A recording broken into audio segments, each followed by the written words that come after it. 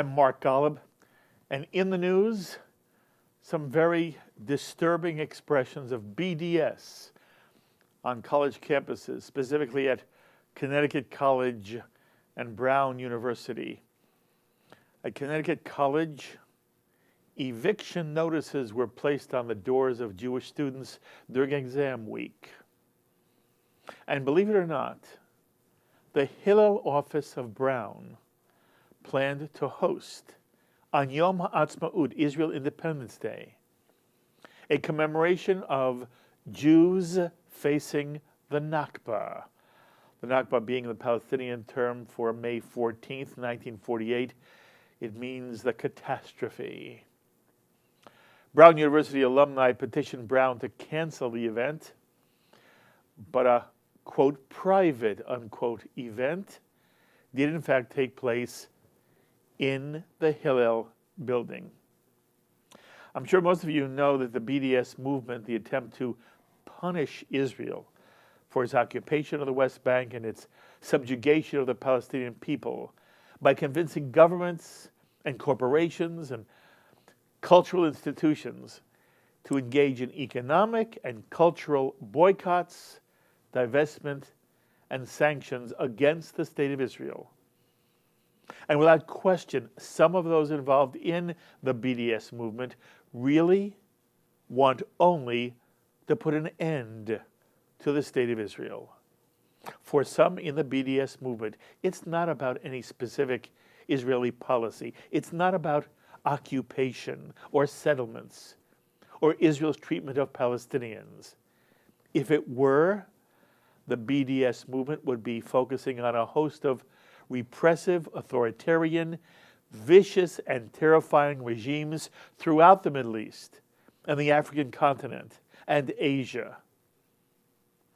As Natan Sharansky and so many others have pointed out, when only Israel is singled out for criticism, that anti-Israel rhetoric is nothing more than veiled anti-Semitism. The real goal of the militant forces in the BDS movement, the real goal is nothing short of delegitimization of the State of Israel because, sadly and tragically, there are some in this world who simply don't want the Jewish people to have a state of our own.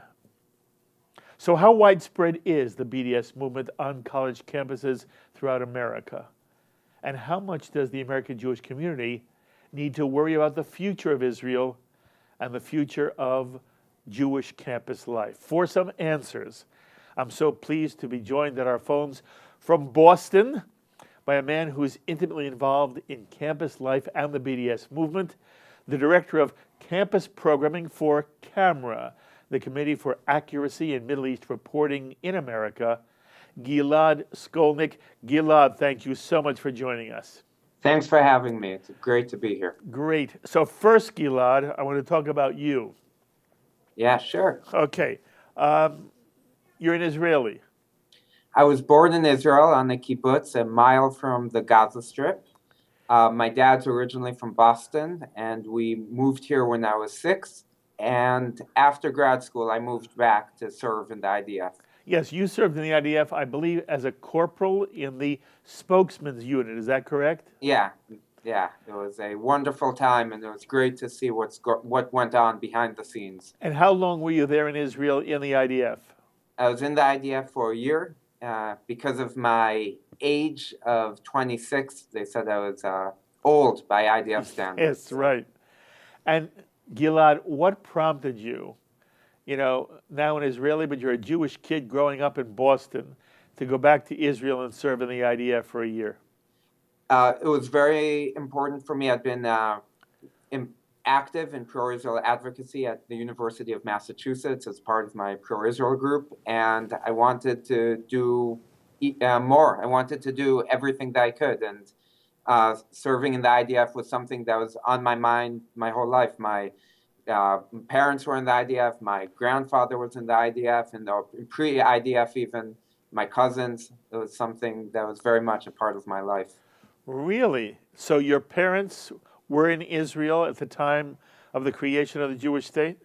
My grandfather was in the Palmach, and he Wow. fought. He was born in Israel, and he fought to free Jerusalem from the blockade, the Arab blockade, and the war for independence. Well, Mazal Tov, you have really wonderful yichus from your family, and it's just wonderful to meet you by phone and by Skype. So, how did you Thank come you. to be involved with Camera and Camera's campus initiative? Well, I knew of Camera from my time at UMass. I was in college during the height of the Second Intifada, and Camera at the time was just starting the fellowship program and sending magazines to Hillel's about what was going on campus.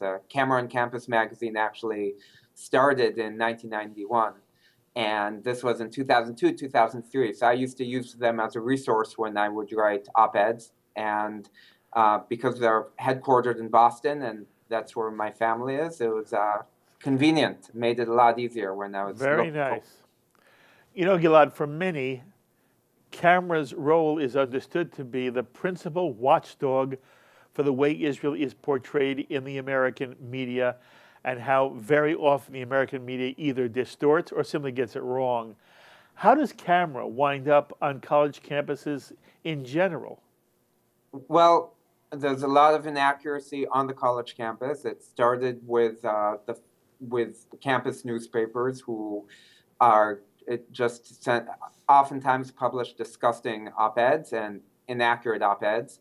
And our students, our Camera-supported groups that are over 50 across the country, and our Camera fellows work to spread the truth. And they do that through not only op-eds, but through tabling to spread the truth and through bringing accurate speakers to set the record straight in the classroom. Okay. And literally, Gilad, what do you do for Camera? So I oversee the campus department. That means campuses from Alaska to Stanford to here in Boston, MIT, and now BU and a few others. And about almost right now, 60 to 70 campuses have asked to get Camera support. It's our Emet for Israel program. We give them a lot of funding, a lot of training. We're there on the phone, on Skype, and in person to help them with these challenges. And then the fellowship, they're required to write almost every month or every other month a pro-Israel op-ed that gets published in the campus paper. So, and then you have tens of thousands of students reading about Israel in their paper in these campuses. And you write these pieces? And we help students coming up with ideas, editing that's see. accurate, even on both sides. Accuracy is in our name, so it's very important. And luckily, the facts are on our side, so that makes it a lot easier. Yes. All right. I'm sure you know, as someone who has grown up as an American Jew as well as an Israeli, you understand very often there is what's called a Chicken Little mentality in the Jewish world. The sky is falling, the sky is falling. How serious a problem is BDS on college campuses from your perspective? So, to put things in perspective, and I like that analogy, it's not that bad, and it is bad. So, on the international level, on a macro level, it's the gross national product of Israel is increasing, the economy is booming, and things are improving. Well, the problem is what BDS does to students on campuses. So last year, we don't know yet this year because the year isn't officially over, but last year there were 26 attempts at BDS, 14 were defeated, and 12 were won. So overall, we're doing well, but in the places where it was won, even if it's non-binding, when a BDS resolution does pass, we see a correlation between that and a difficulty for Jewish students on campus, and we definitely see a correlation between where BDS is passing and faculty, which is that's something the Amcha initiative found when there's faculty that's involved in BDS. So Students tell us it's a hostile situation. Many of these campuses, some we've seen rise of anti-Semitism, and in a lot of them we've just seen students afraid to even walk around with an Israeli flag. You don't see that with Italian students or Irish students being afraid to walk around with their flags, or French. But with Israeli students, it's a lot of them are afraid, and BDS spreads that hate. All right, look, there are thousands of college campuses in America. You're telling me that BDS only got to a formal position in 26 campuses out of all the campuses in America. Yeah, That doesn't sound like it's a widespread problem, Gilad. it's, on one hand it isn't. On the other hand, it is, because on 26 campuses, the situation is really tough for students. A situation that it wasn't like that if when I went to college, and with SJP strengthening, even on campuses where BDS hasn't gotten to that level, the situation is tough for students. Many of them have stopped it from getting to a vote, but that doesn't mean they don't have a tough time. For example, our camera-supported group at Cornell, Cornellians for Israel, worked behind the scenes to stop it from coming to a vote, meeting with the student senators and having coffee with them and explaining to them what BDS really means. And that's a lot of the work we do is behind the scenes with students. You heard me say before that there are many in the BDS movement, whether it's on campus or throughout the world, their real goal is not to change Israeli policy. The real goal is to delegitimize and eliminate the state of Israel, that it should be just gone. To what extent do you feel that I am describing accurately what a major portion of BDS is all about? Yeah, no, that's true. And that's something that a lot of people do not realize, that it's not about just the 1967 ceasefire lines and anything over that boycotting. It's boycotting anything to do with Israel. And that is the BDS, the starters of the BDS movement and the leaders of SJP say that they want Israel to not exist. So with that said, it is an anti-Semitic and hateful movement, and people don't realize that. When people are explained that, there's less support for it, but a lot that is behind the BDS movement is lies, and that's one of the things that we're working very hard through our activities on campus, and a lot of other Israel advocacy organizations are working hard at doing. Gilad, you might not know the answer to this, but I want to ask you anyway. You have any idea who's funding BDS on college campuses? We're working hard to find who is. We know that, unfortunately, Jewish Voice for Peace is active. We know SJP, there are links between SJP now and funding that originates in Saudi sources. It's something that and other sources that have ties with Hamas and other terrorist organizations. It's a complicated web that we're working hard at finding the connection to and to expose. Good for you. Now look, there are some in the Jewish community who feel that Hillel has failed to do enough to support the state of Israel and Jewish interests on college campuses. And again, we just described how it was a Hillel office on Brown's campus that was the wellspring from which this Jews celebrating the Nakba originated. What's your sense of Hillel's either success or failure in trying to fight BDS, or to what extent has it been co-opted by a certain number of left-leaning Jews who are using Hillel to further the BDS movement on campus? Overall, Hillel is a pro-Israel organization, and it's been a great ally in this fight. I think, like any large organization, there are individual actors who aren't always in agreement. So while we've had Hillel help us and been great allies on many campuses that we're at, the majority, vast majority, there are places where there are questions. Some of the questions we have are at times whether working with J Street is necessarily a good idea, especially when J Street on their website says, and they don't shy away from this on the website, that Israel is at fault for the security situation, and they don't mention the Palestinians being at fault. And there's a whole host of issues with that, and many J Streets are active on Hillel's. And once in a while, there is a Hillel director. I think oftentimes it comes from a place of good intentions, but just not looking deep enough into the situation. Are there Hillel offices on campus which are in essence furthering BDS on university campuses? There are not that I know of that come to the top of my mind actively furthering it.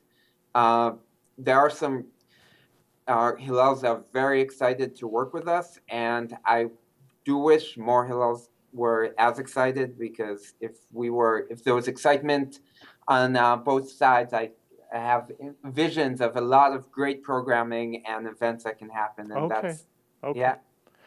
You heard me describe Brown, Yeah. and that ultimately the alumni at Brown basically put an end to this intended celebration of Nakba, and then in a private ceremony, it was still held at the Hillel office. What can you tell us, if you know anything? What else can you tell us about this Brown Hillel celebration commemoration of the Nakba? From my understanding, and unfortunately, Brown Hillel is a Hillel that we've reached out to, and we're still waiting for them to answer back. So we'd love to work with them. But from my understanding, while they weren't actively endorsing the event did happen at their building, and they were aware. I would think they'd be aware of the event if they were working there and they were present there. And that's problematic, and it's shocking, and it's Right. disgusting event. Hillel itself, Hillel International, is on paper, and I've seen it in most Hillels, is pro-Israel, and we're still trying to learn more about what happened there. So use the Brown Hillel situation as a model. There are many in the Jewish community now here who are concerned about the Jewish soul of the next generation. There's a concern that the next generation of Jews will not be as committed to the well-being and the survival and the protecting the state of Israel, and that they are swayed in ways that are, I believe you and I would both say, are anti-Semitic. And the question is always asked, why? What's the failure? Where has there been a failure to be able to inspire young people with a kind of commitment to the state of Israel and understanding of who the state of Israel is? An understanding of the state of Israel is just Jewish people doing the best they can in an impossible situation. And at the same time, Israel stands for something in a historic and in a modern sense that stands for the Jewish people's survival and well-being. You're a young person. Where do you think the problem lies? What is the failure that has resulted in so many of our Jewish youth not feeling connected to Judaism, the Jewish community, or the state of Israel? Part of the problem is definitely is students being, a lot of Jewish people students are taught to look at both sides and treat both sides as equal when one side is clearly spreading hate and anti-Semitism and incitement, and just because there are two sides doesn't mean both sides are equally in the wrong or in the right. And sometimes one has to look at not try to be even-handed when there's no reason to be, when the facts are clearly supporting one side in this situation. And students are taught, oftentimes Jewish students are taught to obey the rules and be respectful and not provoke and stand down. And meanwhile, anti-Israel students are out there intimidating and yelling and holding protests. We need to encourage our students to not be afraid to stand up for Israel, to stand up for the Jewish people, and to get out in the campus center with banners and tables and Israeli flags. And that's something we're pushing in rallies. And we've seen some great changes over the past year with that. There was a rally here in downtown Boston with 8 different campuses that camera supported and over 100 students rallying for Israel. We saw a camera supported group at NYU get into Washington Square with $600 worth of Israeli flags that they were waving throughout the year. But that we need more of that. Mm-hmm. And we need people to know that the truth about what is being pro-Israel. And right now, unfortunately, a message is being spread that to be pro-Israel is to relentlessly criticize Israel over anything else. That's one thing we've seen with J Street. We were looking at J Street over Yom Ha'atzmaut, and if you look at J Street U, the university branch of J Street, they have been silent during Yom HaZikaron, the Israel Memorial Day, Yom Ha'atzmaut, Israel's Independence Day. They look at them on social media. It is extremely rare to ever see anything positive about Israel. It's constant criticism, yet they call themselves a pro-Israel organization. And oftentimes they are meeting at Hillel's or even supported by Hillel. And that's an issue. I think it's an issue we need to address. I think you say it very, very well.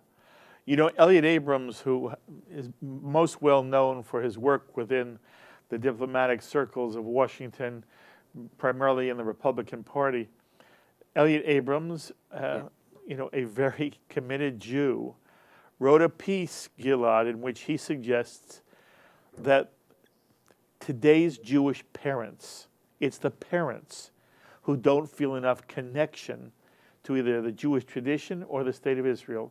And as a result, these parents have not been able to instill in their children the Jewish sense in their soul. And that what we're seeing now is the product of the entire Jewish family moving away from the state of Israel. Maybe, by the way, it's because there are some Jewish parents, very much like the early pioneering Chalutzim who came to Palestine in the 1880s and 90s and 1910s and 20s. They were secular. They had a background for themselves. But it didn't occur to them that they needed to have Yiddishkeit or Judaism in this new Zionist enterprise. And there may be some American Jews, the parents grew up with this, and yet they haven't felt the necessity or they haven't been moved to instill a love of either the Jewish tradition or the state of Israel in their children who are now college age. Does any of that resonate with you? Absolutely. It's a common misconception by many people on the college campus and elsewhere that Zionism is a 97-year-old movement. The word Zionism is, or a 100-and-something-year-old movement. The word Zionism, of course, was coined in the 19th century. But before then, for thousands of years, there's been a connection, as we know, for Jews in the land of Israel. The word Jerusalem is mentioned throughout the Tanakh, the Torah, and there's a intricate connection between Judaism and the land of Israel. And as people are less educated about Judaism and what it means to be Jewish, and it gets simplified to just simply tikkun olam, or making the world a better place, you lose the connection with Israel. It's Judaism is a religion that's very much connected to that land, and it's sad and unfortunate that there's so much miseducation going on, and you see that. I'm glad the birthright exists. I think that, and I'm glad to see the impact that birthright has had in a positive direction, and other Israel trips and everything else that we're doing for that. But you notice that there's also a correlation between going to Israel and connecting to Israel and Judaism, and I see that with our campus staff, where several of our people here went on birthright, and that sparked it, and they started being more connected also with the peoplehood and with Judaism. So it is something that is missing, unfortunately, and I do think that it might be an issue with parents who need to encourage and need to go to Israel as well to see it for themselves. Gilad, first of all, you're a delight, and you're doing wonderful work. And I said to you before we began, I really would love to have you one day in studio to talk to you in person and to get to know you better. Thank but you. I wish you kol tuva hatzlacha. Continue your work. Camera is one of the real, good guys on the American Jewish scene that's helping all of us appreciate more the state of Israel and really what it means to be a Jew. So I thank you very much for the time. We will talk again, my friend. Thank you. I appreciate that. You be well. Tודה raba. Gilad Skolnick, Director of Campus Programming for Camera. And he's right, by the way. There is such an oversimplification in thinking that Judaism is all about tikkun olam. By the way, you've heard me rail against the phrase tikkun olam, but I'm not going to do it on this edition of In the News. But Judaism, which has this passion for social justice, is as passionate about Jewish self-interest. You shall love your neighbor as yourself. What is hateful unto you, do not do to your neighbor. The entire Jewish tradition assumes the Jew will first understand and respect his own dignity and care about his own survival, and then out of caring for oneself, one reaches out and helps all those in need. And so Camera in its way, and I really hope JBS in our way is helping to make everyone understand, help everyone understand what being Jewish is all about, what the Jewish tradition is all about, what the issues confronting Israel really are, and what it means to have a connection to one's Jewish past, to the state of Israel, and to be committed to the Jewish future. And this is something you'll continue to hear us and see us do on JBS every single day. As always, my thanks to our director, Sloan Copeland, production coordinator, Serge Goldberg, JBS's associate director, Dara Golub, and to the producer of In the News, Carol Lilienthal. Until the next time, I'm Mark Golub. Be well, my friends.